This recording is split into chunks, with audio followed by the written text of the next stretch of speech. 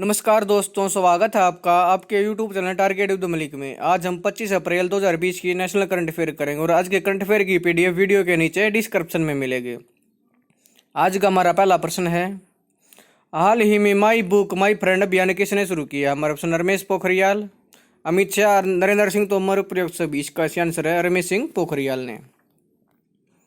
हाल ही में विश्व पुस्तक दिवस पर माई बुक माई फ्रेंड अभियान शुरू किया गया है। इस अभियान की शुरुआत केंद्रीय मानव संसाधन विकास मंत्री रमेश पोखरियाल निशंक द्वारा की गई है।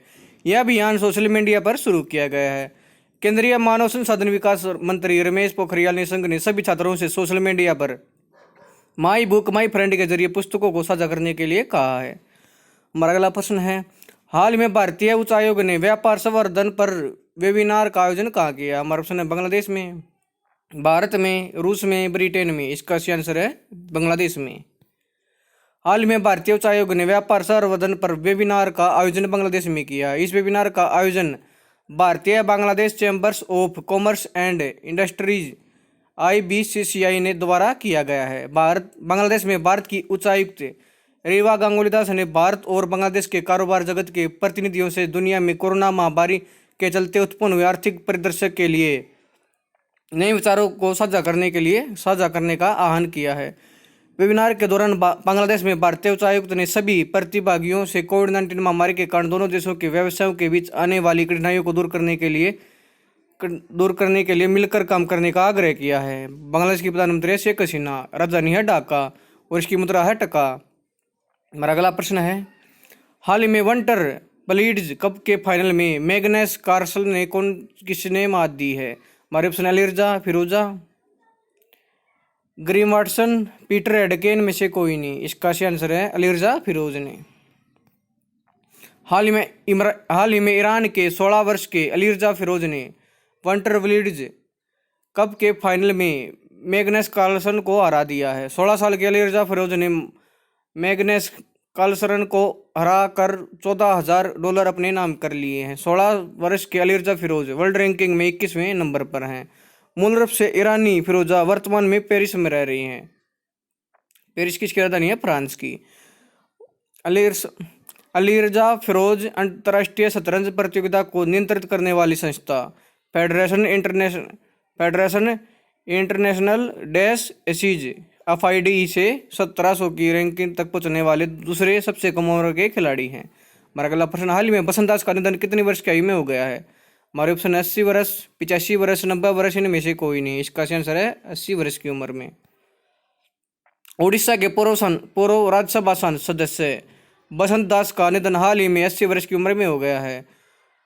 बसंत दास 1990 से 1999 तक जनता दल के उम्मीदवार के रूप में राज्यसभा के लिए चुने गए थे। इसके अलावा वह 1985 से 1990 तक भवानीपटना नगर पालिका के अध्यक्ष भी रहे थे। हमारा अगला प्रश्न है, हाल ही में भारत में लॉकडाउन लर्नर्स सीरीज का शुभारंभ किसने किया है? हमारा ऑप्शन है UNODC, WHO, NCL, इनमें से कोई नहीं। इसका आंसर है UNODC ने।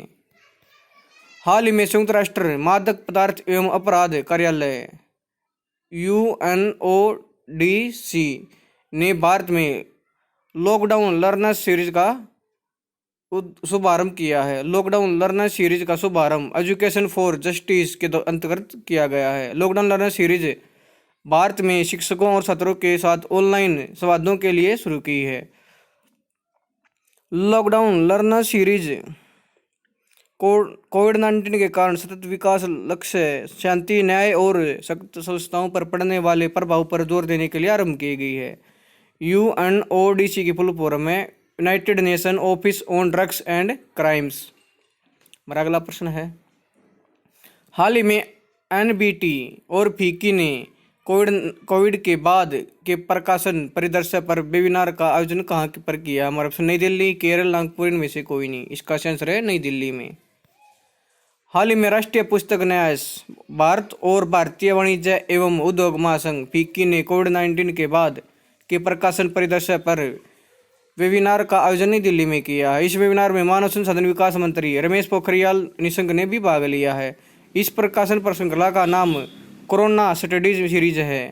पहले इस संस्करण उप श्रृंखला psycho social impact of corona pandemic and the ways the the ways to cope series के साथ प्रकाशित की जाएगी। इसके अलावा एनबीटी बच्चों के लिए हमारे कोरोना वॉरियर्स पर आधारित पुस्तकों की योजना पर भी काम चल रहा है।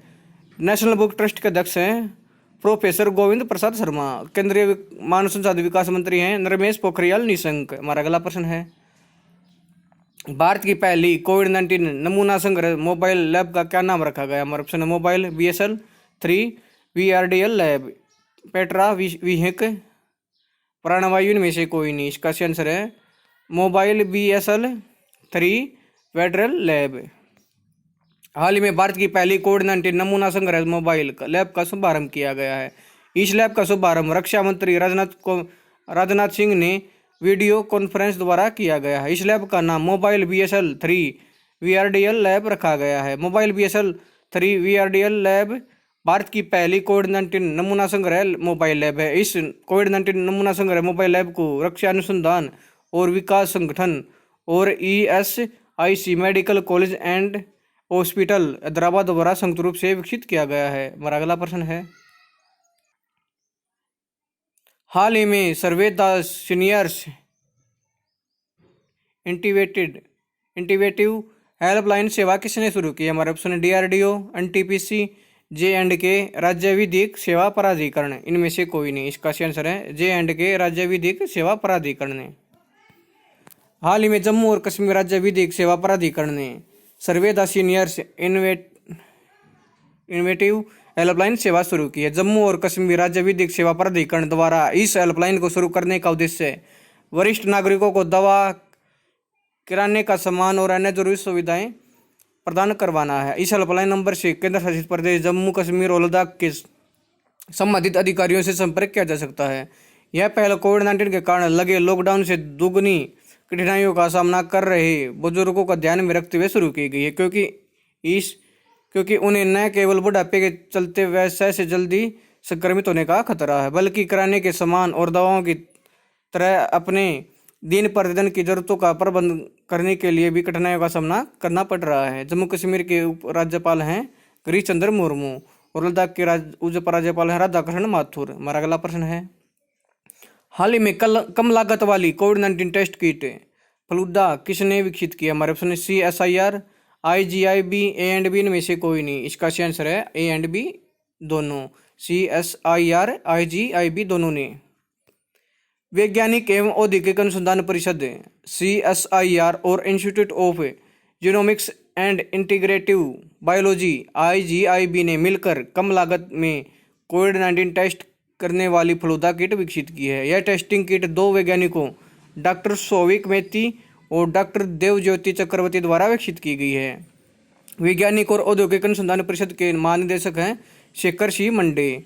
Institute of Genomics and Integrative Biology के निदेशक हैं अनुराग अग्रवाल। हमारा अगला प्रश्न है, वर्ल्ड गेम्स 11वें संस्करण 2022 में किस देश में आयोजित किया जाएंगे? हमारे ऑप्शन अमेरिका, भारत, रूस, स्विट्जरलैंड। इसका आंसर है अमेरिका में। अमेरिका के बर्मिंघम अलबामा में आयोजित होने वाले वर्ल्ड गेम्स के 11वें संस्करण को कोरोना वायरस महामारी के कारण 1 साल के लिए स्थगित करने के बाद इसे नए लोगो और टाइटल का अनावरण किया गया है। वर्ल्ड गेम्स को पहले जुलाई 2021 में आयोजित किया जाना था, लेकिन अब ये गेम्स 7 से 17 जुलाई 2022 तक आयोजित किए जाएंगे। इसके अलावा वर्ल्ड गेम्स 2021 बर्मिंघम का नाम बदलकर वर्ल्ड गेम्स 2022 बर्मिंघम कर दिया गया है। वर्ल्ड गेम्स का पहली बार आयोजन 1981 में सांता क्लारा कैलिफोर्निया संयुक्त राज्य अमेरिका में किया गया था। हमारा अगला प्रश्न है, हाल ही में कोविड-19 से निपटने के लिए किस राज्य अथवा केंद्र शासित प्रदेश ने आपदा मित्र हेल्पलाइन और मोबाइल ऐप को लॉन्च किया? हमारे ऑप्शन है कर्नाटक, महाराष्ट्र, मेघालय में से कोई नहीं। इसका आंसर है कर्नाटक राज्य में। हाल ही में कर्नाटक सरकार ने कोविड-19 से निपटने के लिए आपदा मित्र मोबाइल एप्लीकेशन और हेल्पलाइन की सुविधा की शुरुआत की है, जिसका मुख्य उद्देश्य कोविड-19 पर चिकित्सा मार्गदर्शन और सलाह प्रदान करना है। हमारा अगला प्रश्न है, चीन ने हाल ही में किसे $3 करोड़ अतिरिक्त दान देने की घोषणा की? हमारे ऑप्शन है यूनेस्को, WHO, वर्ल्ड बैंक इनमें से कोई नहीं। इसका आंसर है WHO को।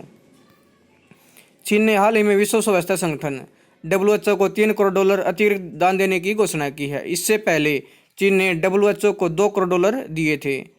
हमारा अगला प्रश्न, हाल ही में किस देश ने एक सैन्य उपग्रह नूर को सफलतापूर्वक लॉन्च किया? हमारा ऑप्शन है चीन, ऑस्ट्रेलिया, ईरान, इराक। इसका सही आंसर है ईरान ने।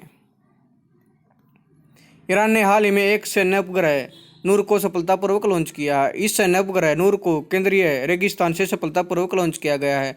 यह उपग्रह पृथ्वी की सतह से 425 किलोमीटर ऊपर से पृथ्वी की परिक्रमा करेगा। हमारा अगला प्रश्न है, खोगजोम विध्वंस हाल ही में किस राज्य में बनाया गया? हमारा ऑप्शन है मणिपुर, महाराष्ट्र, मेघालय, मिजोरम। इसका सही आंसर है मणिपुर में। मणिपुर सरकार द्वारा थौबल जिले में स्थित खोगजोम वार मेमोरियल कॉम्प्लेक्स में खोजदम दिवस मनाया गया। यह दिवस 1891 के एंग्लो मणिपुरी युद्ध ब्रिटिश साम्राज्य के खिलाफ मणिपुर के लोगों द्वारा लड़ी गई लड़ाई में बहादुर से लड़ने वाले सैनिकों की स्मृति में मनाया जाता है। एंग्लो मणिपुर युद्ध 1891 में ब्रिटिश सरकार और मणिपुर सरकार के बीच लड़ा गया था, जो 31 मार्च और 27 अप्रैल तक चला था, जिसमें ब्रिटिश साम्राज्य की जीत हुई और जिसके बाद 22 सितंबर 1891 को मेडिगंगू चोराचंद को ताज पहनाया गया। यह युद्ध मणिपुर के खोजगाम की खेबा की पहाड़ियों में लड़ा गया था, जिसमें सैनिकों ने ब्रिटिश पर 3 और सिलचर, कोहिमा, म्यांमार के से हमला किया था। मणिपुर के मुख्यमंत्री हैं एन वीरेंद्र सिंह और इसके राज्यपाल हैं नजमा हेपतुल्ला। हमारा अगला प्रश्न है, आभासी अदालतों में सॉफ्टवेयर के जरिए मुकदमों की सुनवाई शुरू करने वाला देश का पहला राज्य कौन बना है? हमारा ऑप्शन है उत्तर प्रदेश, मध्य प्रदेश, हरियाणा में से कोई नहीं। इसका सही आंसर है उत्तर प्रदेश। उत्तर प्रदेश आभासी अदालतों में सॉफ्टवेयर के जरिए मुकदमों की सुनवाई शुरू करने वाला देश का पहला राज्य बन गया है, जिसके साथ ही अब इलाहाबाद हाईकोर्ट और इसकी अन्य अदालतों में वीडियो कॉन्फ्रेंसिंग से मुकदमों की सुनवाई की जा सकेगी। उत्तर प्रदेश की राजधानी है लखनऊ। उत्तर प्रदेश के मुख्यमंत्री हैं योगी आदित्यनाथ और उत्तर प्रदेश के राज्यपाल हैं आनंदीबेन पटेल। दोस्तों, अगर आपको यह वीडियो पसंद आई तो आप मेरे YouTube channel target with Malik को लाइक करें, शेयर करें और सब्सक्राइब करें। धन्यवाद दोस्तों।